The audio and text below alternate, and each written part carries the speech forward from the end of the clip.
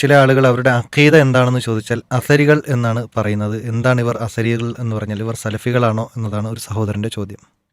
ഓരോരുത്തരെയും അക്കീദ അവരാണ് പറയേണ്ടത്. നമുക്ക് ഒരാളെ അക്കീദ ശരിയാണോ അയാളെ അക്കീദ ശരിയല്ലെന്ന് പറയാൻ നമ്മളെ സംബന്ധിച്ച് നിൽക്കുന്നതിന് ഒരു പേര് കൊണ്ട് മാത്രം പറയാവതല്ല. ഈ അസരി എന്ന പേര് പറയാത്തവരൊന്നും അക്കീദ ശരിയല്ലെന്നോ ഇത് പറഞ്ഞവരുടെ അക്കീദ എല്ലാം ശരിയാണ് എന്നോ ഒന്നും നമുക്ക് തീർത്ത് പറയാൻ കഴിയില്ല.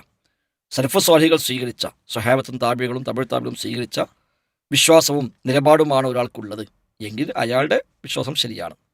പഴയ കാലങ്ങളിൽ അസരി എന്ന പേര് ഉപയോഗിച്ചിട്ടുണ്ട്. അഹ്ലുൽ ഹദീസ് എന്ന അർത്ഥത്തിൽ അസറിൻ്റെ ആളുകൾ എന്ന അർത്ഥത്തിൽ അസരികൾ എന്ന് ഉപയോഗിച്ചിട്ടുണ്ട്.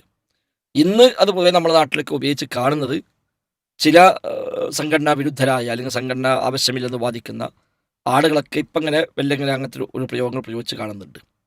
അപ്പോൾ ആ ഒരു പ്രയോഗം പ്രയോഗിച്ചത് കൊണ്ട് മാത്രം ഒരാളുടെ വിശ്വാസം ശരിയാവണമെന്നില്ല. ഇനി ആ പേരൊന്നും പറഞ്ഞില്ല അതുകൊണ്ട് ഒരാൾ വിശ്വാസം ശരിയാവില്ല എന്നും വരാനില്ല. അതേ കാലത്ത് അഹ്ലുൽ ഹദീസ് എന്ന് ഉപയോഗിച്ചിരുന്നു. അതുപോലെ അഹ്ലുസുന്നൽ ജമാഅ എന്ന് ഉപയോഗിച്ചിട്ടുണ്ട്. മൻഹജു സലഫ് എന്ന് ഉപയോഗിക്കലുണ്ട്. തുരീഖത്തു സലഫ് എന്ന് ഉപയോഗിക്കലുണ്ട്. സലഫികൾ എന്ന് ഉപയോഗിക്കലുണ്ട്. അങ്ങനെയൊക്കെയുള്ള കൂട്ടത്തിൽ ഇതും ഒരാൾ ഉപയോഗിക്കുന്നതിന് തടസ്സമൊന്നുമില്ല. പക്ഷെ ആ ഒരു പേര് ഒരു പെരുമയ്ക്ക് വേണ്ടിയോ അതിന് തന്നെ തിരിച്ചറിയാൻ വേണ്ടിയോ താനും ഇതിൻ്റെ ആളാണെന്ന് അറിയിക്കാൻ വേണ്ടിയൊക്കെയാണ് എങ്കിൽ ഒരുപക്ഷെ അതുപോലും നഷ്ടമായി മാറുകയും ചെയ്യും. പിന്നെ പൊതുവേ ഇത്തരം പേരുകൾ സ്വീകരിച്ച് നമ്മൾ നാട്ടിൽ നടക്കുന്ന ആളുകളിൽ നമ്മൾ കാണുന്നത് അഹ്ലുസുന്നയുടെ എല്ലാ നയനിലപാടും അതേപോലെ സ്വീകരിക്കുന്നവരായിട്ടല്ല.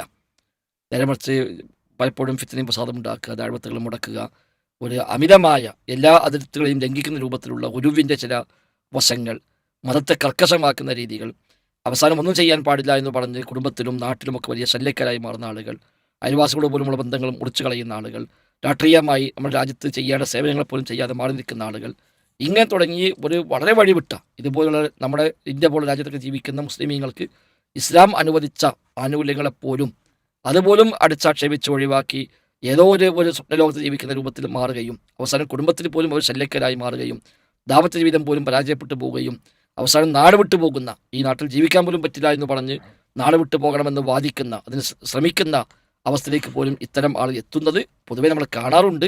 ഏതായിരുന്നാലും എന്താണോ സ്വഹാബത്തും താബികളും ഒക്കെ നബിയിൽ നിന്ന് പഠിച്ച് സ്വീകരിച്ച വിശ്വാസം, ആ വിശ്വാസം സ്വീകരിക്കുന്നവരാണ് ശരിയായ അസരി, അവരാണ് ശരിയായ സലഫി, അവരാണ് ശരിയായ അഹ്ലുസുന്നയുടെ വക്താവ്, അവരാണ് മൻഹജു സലഫിലുള്ളത്. ഇതിനെല്ലാം ഉൾക്കൊള്ളുന്ന പ്രയോഗമാണ് മൻഹജു സലഫ്, സലഫുകളുടെ രീതിശാസ്ത്രം. ആ രീതിശാസ്ത്ര പ്രകാരം അക്കീദ സ്വീകരിച്ചാൽ അവൻ്റെ അക്കീദ ശരിയാണ്. ഇല്ലെങ്കിൽ പേര് എന്തിട്ടാലും ശരി അയാളുടെ അക്കീദ ശരിയാവുകയുമില്ല. അല്ലാഹു അഅലം.